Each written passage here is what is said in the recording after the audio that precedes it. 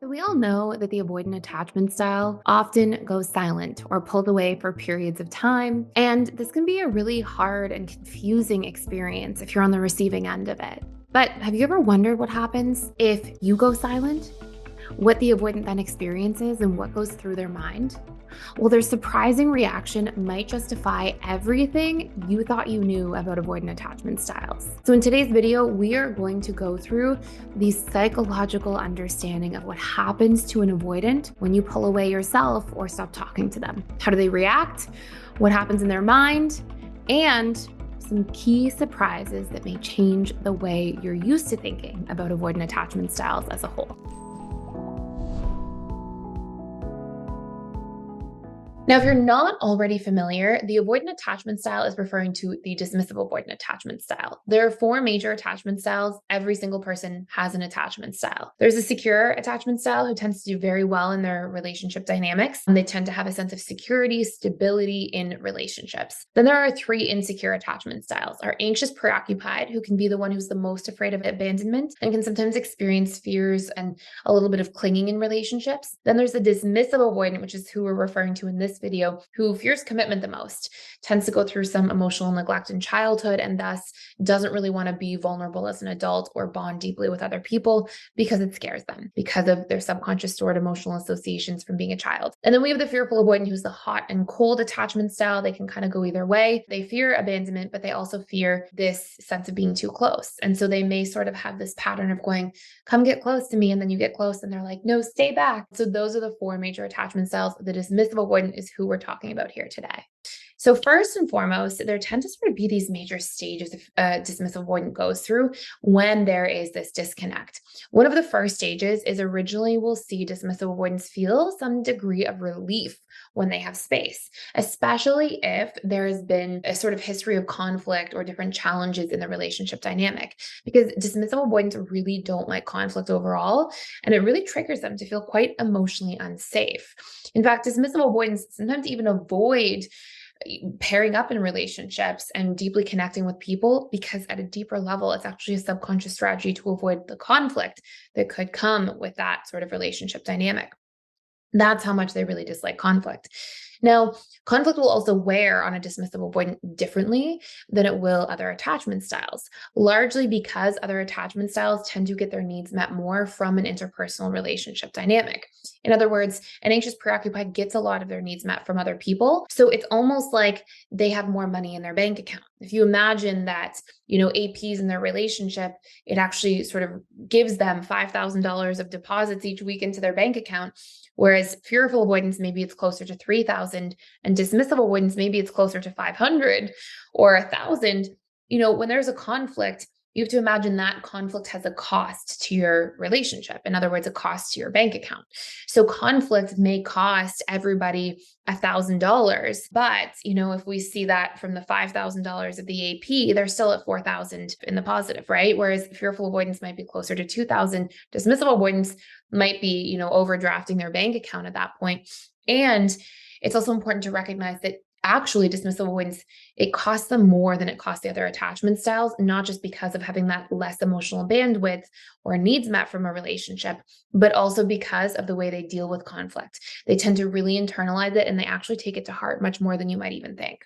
So one of the first things that happens in this first sort of stage is dismissive avoidants may actually feel a sense of relief when there's space, because it's relief not from the person. It doesn't mean they don't care about the person that they're in a relationship with, but relief from their fears and dynamics around conflict that they really dislike. The second stage is we'll see this sort of increased sense of independence from the dismissive avoidant, where they will do more things on their own. They will tend to thrive in their independence. They feel when they are independent like they have this sort of sense of safety and certainty and control, right? Because dismissive avoidants have said this to me so many times over the years.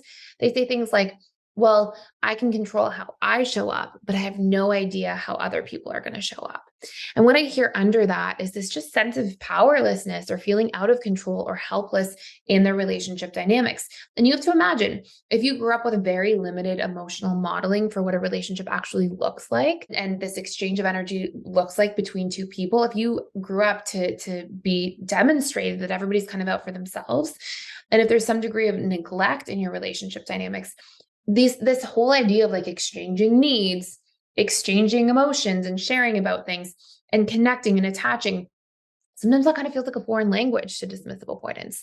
So they'll usually feel like, okay, I have my control back in the second stage, and they may go into this increased sense of independence, do a much deeper dive into just meeting their own needs as a whole. Then we will start to see this third stage, which sort of becomes the mixed feeling stage, this sort of questioning about things. And this mixed feeling stage is when some of their emotions come up of actually missing the person that they're in a relationship with, because once they aren't afraid of losing money and being, this cost coming to their bank account from maybe some of the conflict that's happening, once there's been space, they, have this sort of emotional bandwidth and they miss what they were getting from relationship dynamics.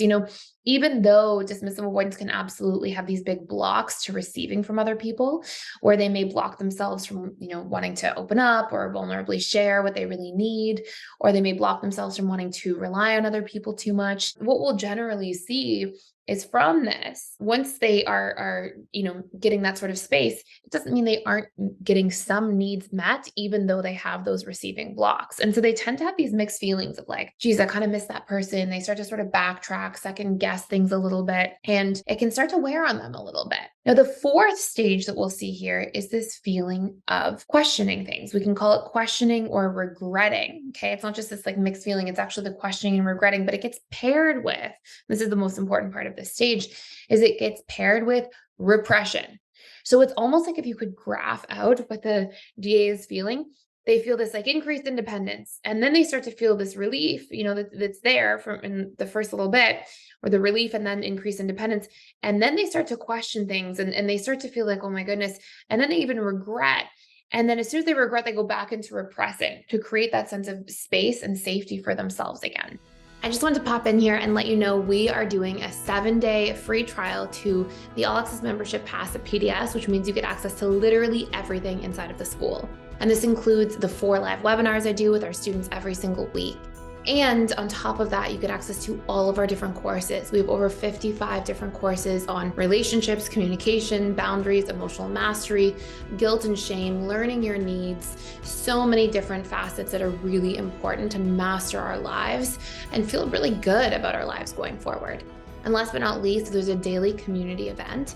We have trained facilitators and coaches who are in there doing that work, showing up to support you on your journey every single day. Please join me on the other side. Come check it out. See if it's a fit for you. I'd love to see you there. Go ahead and sign up by clicking the link in the description box below. Our fifth major stage here is we actually can have attempts at reconnection. So there may be a point where a DA starts to make these attempts at reconnection. I think it's really important to recognize that attempts for reconnection will not necessarily be super overt. You may not see these really obvious attempts where they say, I miss you, I want to reconnect, I'm so sorry, let's start over. Usually you'll see things like they send these indirect ways of trying to connect. So they'll send a meme, or they will send like a funny joke, or they will send like a very like high level text message to have sort of this discussion, because dismissive avoidants do not like to be vulnerable. It's almost like you can see they're trying to connect without trying to be vulnerable. So you'll see like exactly that. It's like this desire to connect, but it's sort of filtered through this fear of vulnerability. And so you'll see them doing these things in very indirect ways where they can avoid being vulnerable while they're yearning for this reconnection. Now, I think it's really important at this stage to say, like, if this was, they're trying to reconnect, you had an argument, you had space from each other for a couple of days versus there was a breakup, this person's now trying to like indirectly reconnect, maybe thinking of getting back together. And again, I do want to say on that note, right? Not all DAs will want to reconnect after a breakup. That will depend very much on like the dynamic that happens within a breakup, how long you were dating somebody, why you broke up. I mean, there's much more to that story, but this is more for like if we've seen this sort of disconnect in a relationship, but the relationship's not over. And this is where we will tend to see dismissive avoidance, like kind of doing this indirect reaching out. It's really important to evaluate like, I don't want to go back into the same pattern right away. I would like to have a conversation about what we can do differently next time around, how we can improve the relationship and connection, how we can improve communication. So we don't just go back into the same relationship dynamic, either after a breakup or after some space for a few days, and we just keep repeating patterns. So that has to be a discussion that should absolutely be something on the table if you actually want to see true progress and growth in the relationship. And the more that we're able to unpack these different patterns in a healthy way and work through them, the more of a chance over time your relationship is going to have its success. So it's a really important thing to address, really important thing to keep top of mind. I think it's great to understand the different relationship dynamics, but we want to pair that understanding with also this ability to work through things, to break through things to the next level, not just understanding, because sometimes we can understand things, take them less personally. All of a sudden we give them more space to happen. We're like, oh, they just take space and that's how they are and that's fine. But what if it's not actually okay for you? What if you don't really feel great about that? So we want to be able to really assess those things from a different perspective and be able to grow the relationship from there. So that's it for today. Let me know with a thumbs up button if you want to see more content about avoidance more than other content on this channel. I will definitely put it in here. Thank you so much for being here.